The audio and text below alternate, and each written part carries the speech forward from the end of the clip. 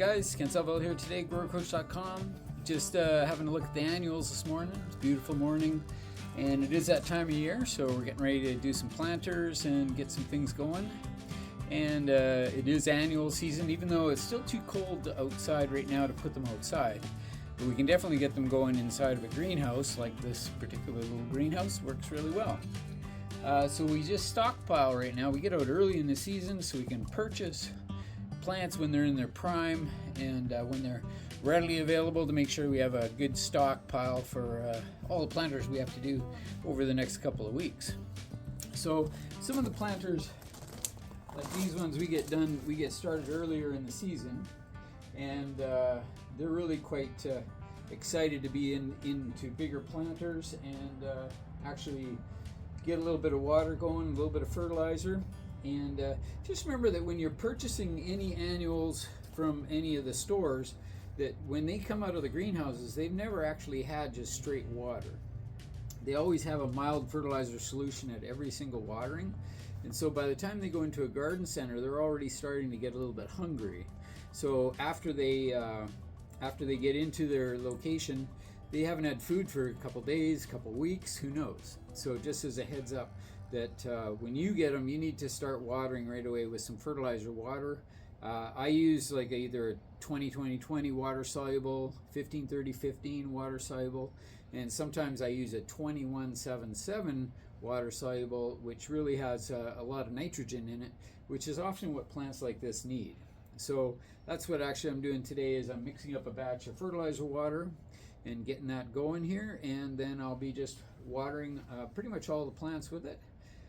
Most important things in these types of situations, maintaining a minimum nighttime temperature of about 8 degrees Celsius, and keeping the air circulating at all times. And actually in the daytime, when the sun's out, it's really quite hot in here, so I have to be ventilating. So there's actually a ventilation fan in the ceiling here, and that's going to suck out excess heat throughout the day. Whenever it's needed, it's on a thermostat, so it runs automatically. And yeah, so little plants like this, it's time to get them up and going, give them a little bit of food, and get them ready for the planting. For us here, we're in the Okanagan Valley, so we really we won't be planting out annuals outside until after about the 15th of May. And even then, you have to watch the nighttime temperatures. I'm less concerned about daytime temperatures, but I'm really concerned about nighttime temperatures when it gets too cold for them. Like I said, 8 degrees Celsius is sort of what they would like to not get colder than. So really key. Also, when we're integrating plants from indoors, like inside greenhouses or garden centers, to outside, they've never actually been out in that full sun before. So we need to get them out into a situation sort of gradually, so it's called hardening off plants. So getting them used to the outdoor air circulation, moving air, also getting them used to the actual direct sunlight. So that just means you have to give them a little bit and then get them back inside. And then give them a little bit, get them back inside. And this is what's called hardening off, or adjusting the plants to the outdoor world. So outdoors, it's quite different than inside a protected environment. So they're not used to wind, they're not used to sunlight, they're not used to the rapid changes in temperature. So we do have to integrate them into that program. And often what I'll be doing is occasionally taking plants and just setting them outside for an hour and then bringing them back in before they go out to their final destination. So we're going to be starting to do that here this upcoming week, just to get them used to it. I always like to take them out on either a cloudy day, that's usually a good idea, or even if I had a pergola or something that has dappled light. So dappled light is where like the sunlight shines through a tree, through some leaves, and it just sort of dappled. That's what is ideal for hardening off plants and getting them adjusted to real sunlight. So that's what we'll be doing, and getting them used to that before we put them outside. So there's a lot going on behind the scenes when it comes to professional plantings compared to homeowners, but hey, take these tips and utilize them.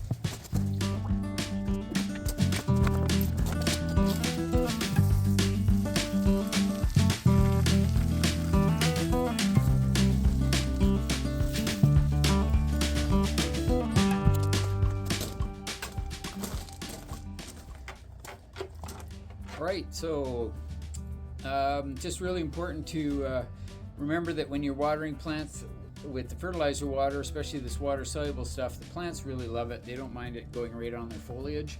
Right now I know all the plants have a reasonable amount of moisture, but I'm just going to be doing a quick application of everything today, and that's what I need to do.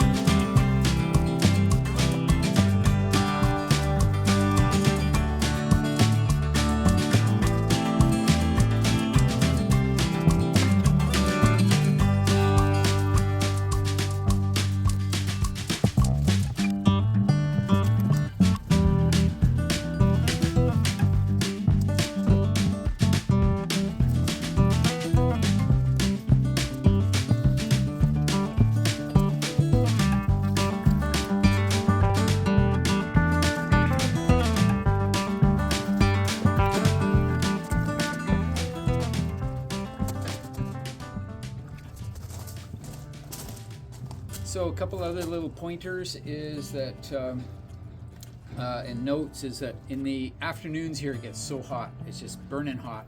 So we'll sometimes be putting shade cloth on top of the greenhouse, specifically for afternoon heat management. And it helps to cool the greenhouse down, takes the heat out of the greenhouse, even if the ventilation fans can't keep up. Also, that in the afternoon it gets so hot that a lot of the plants dry out. So I was actually here last night, gave all the plants a watering with just straight water. That's why this morning I can just apply fertilizer in small amounts, doing some foliar feeding where we actually just pour it right over the plant. And these water soluble fertilizers are gentle and the plants really love them. They absorb it right through the foliage. So a little bit of everything and it's going to get us going.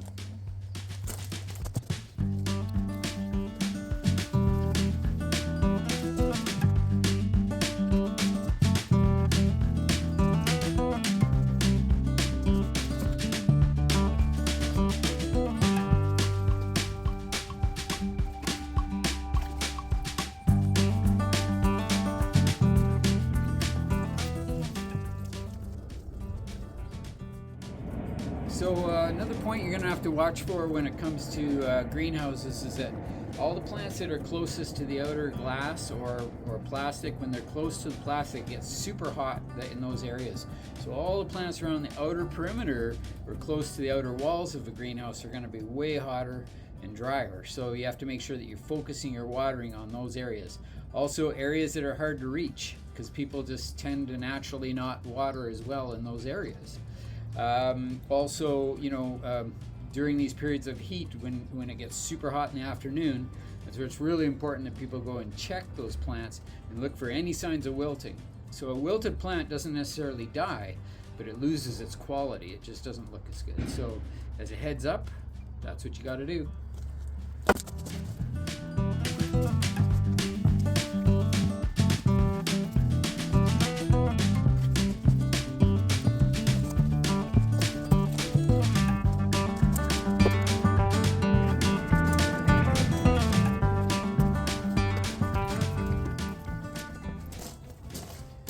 So another point on watering is that when you have a specific area that you're watering, whether it's in the ground, your planters at home, or planters in a greenhouse, is you develop a system of watering starting from one area, working your way all the way around in a specific order, and then the next time you come in you do it in reverse and you go back the other way. So that's what I do. Every time I come in, I start in the middle at the back, water my way all the way around the greenhouse, and then I do the middle last. Then the next time I come, I go from the middle again on the far side and work my way around the other way and end up in the middle. And it just gives a different perspective each time, just in case there's any plants you're missing. Also, when you're doing thorough waterings, you have to get right inside the plants and move the leaves out of the way. These plants are almost pot to pot, so they're pretty tight. There's not a lot of gaps between them, so that's why I can just water just sort of randomly over top of the flats, trying to hit as many of the pots as I can.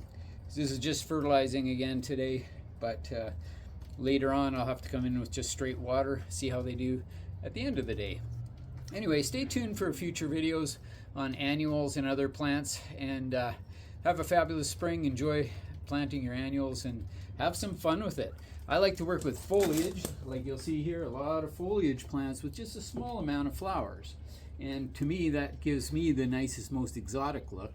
But to each his own. Some people just like masses of blooms. That's fine too. Whatever floats your boat, right? Anyway, thanks for tuning in. Appreciate it.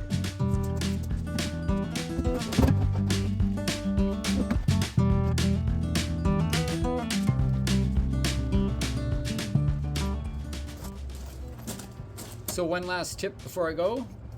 The fan is constantly moving the air around. That helps to reduce disease issues.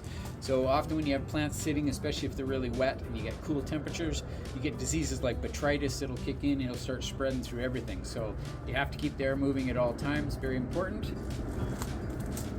And also just wanted to mention about these two big barrels. They're painted black color, and they're not only just for the water storage for watering and fertilizing, but they also are holding moisture. Sorry, not holding, yeah, they hold a lot of moisture. The plants hold heat, or the barrels hold heat. So I'm a little screwed up this morning, it's early yet.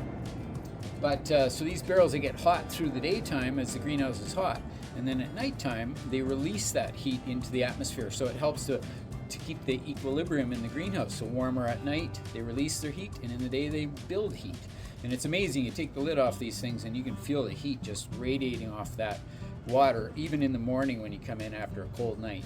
So really great air circulation and automated ventilation that goes on when the temperatures get hot. So really important. Anyway, happy gardening.